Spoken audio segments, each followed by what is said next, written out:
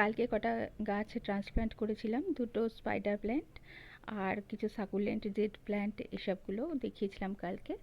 আর এটা দেখো, আমি একটা স্নেক প্ল্যান্ট যেটা মাদার গাছ ছিল সেটা মরে গেছে, তার থেকে আমি পাতা কয়েকটা এদিক ওদিকে লাগিয়ে রেখেছিলাম।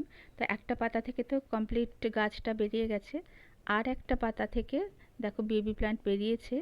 ছোট্ট একটা টবে লাগিয়ে রেখেছিলাম, ছোট্ট একটা পট। তো আজকে ভাবছি এই একটু বড় পট, এগুলো হচ্ছে সেলফ ওয়াটারিং পট, এগুলো urgao.com থেকে আনিয়েছিলাম। এটাতে আমি ওই প্ল্যান্টটা ট্রান্সফার করব।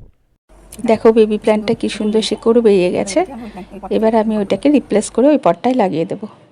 পটটায় মাটি তৈরি করা আছে, বিশেষ কিচ্ছু করতে হবে না, শুধু ওটাকে একটা গর্ত করে মাঝখানে বসিয়ে দেওয়া, ব্যাস কমপ্লিট। এবার এটাও একটা ফুল প্ল্যান্ট তৈরি হয়ে যাবে এখান থেকে।